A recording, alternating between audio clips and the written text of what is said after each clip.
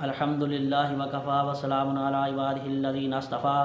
خصوصاً علی افضلہم وخاتم النبیین محمد الامین وعلی آلہ وصحبہ اجمعین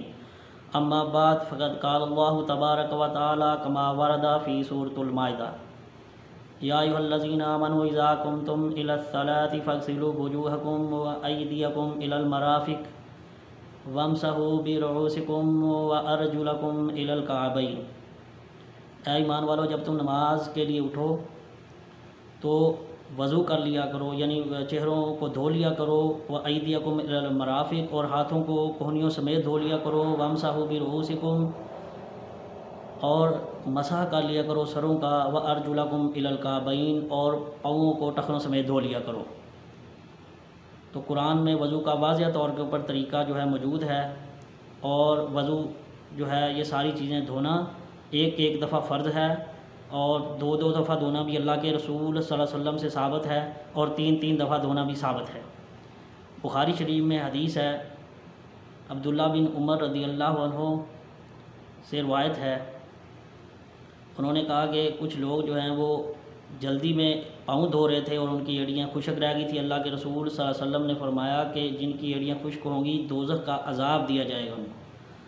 آیت نمبر یہ بخاری شریف کی حدیث نمبر جو ہے 60 ہے، اور 96 نمبر حدیث بھی اسی طرح ہے، اور بغیر وضو کے نماز نہیں ہوگی 135 نمبر حدیث ہے۔ اور وضو کرنے کا جو طریقہ یہ ہے کہ چلو پانی لیں، پہلے ہاتھوں کو دھو لیں 3 دفعہ، اور اس کے بعد پانی لیں اور ناک میں 3 دفعہ جو ہے پانی جھاڑیں، ناک کو اچھی طرح جھاڑیں اور کلی کریں۔ اللہ کے رسول صلی اللہ علیہ وسلم نے فرمایا کہ ناک کے جب آدمی ناک میں پانی ڈالتا ہے تو ناک میں سے جو ہے اس کے صغیرہ گناہ نکل جاتے ہیں، اور پورے جسم کے اسی طرح حتیٰ کہ ناخنوں سے، ہاتھوں کے ناخنوں سے بھی جو ہے گناہ نکل جاتے ہیں۔ تو جب وضو کریں تو پانی لیں اور ناک میں پانی، ناک کو اچھی طرح صاف کر لیں، اور اس کے بعد کلی کریں، اور 3 دفعہ کلی کرنے کے بعد جو ہے 3 دفعہ چہرہ دھوئیں، اور اس کے بعد جو ہے وہ اپنے دائیں ہاتھ کو 3 دفعہ دھوئیں، اور پھر بائیں ہاتھ کو 3 دفعہ دھوئیں، اور اس کے بعد مسح کریں، اور اس کے بعد 3 دفعہ دایاں پاؤں، اور پھر ترتیب کے ساتھ بایاں پاؤں 3 دفعہ دھوئیں۔ اگر دو دفعہ دھوئیں گے تب بھی وضو ہو جائے گا۔ اور وضو جو ہے ٹوٹنے کی جو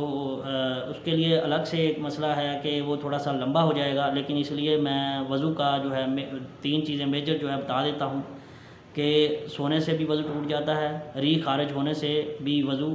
ٹوٹ جاتا ہے،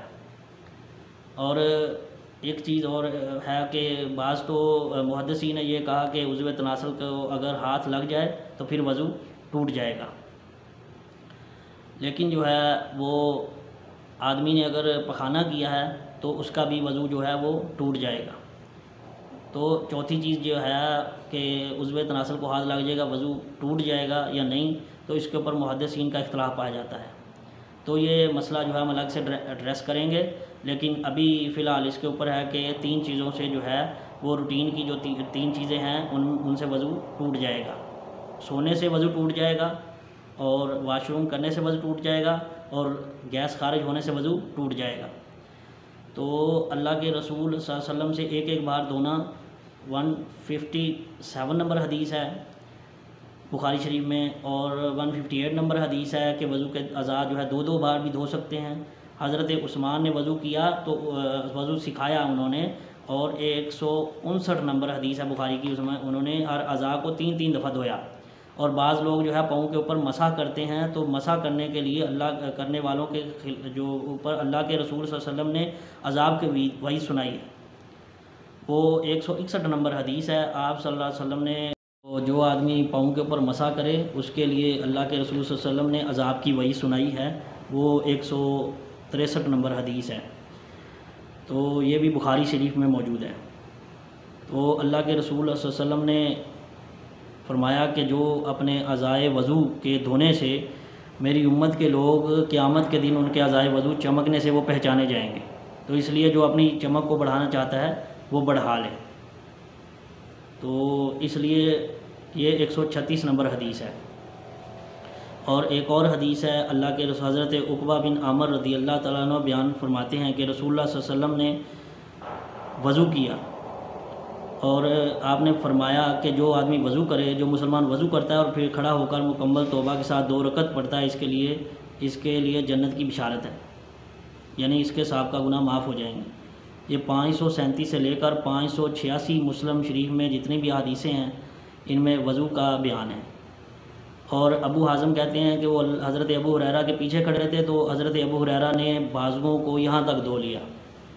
تو انہوں نے کہا کہ یہ آپ کس طرح وضو کر رہے ہیں؟ تو حضرت ابو ہریرہ نے کہا اگر مجھے پتہ ہوتا کہ آپ یہاں پہ کھڑے ہیں تو میں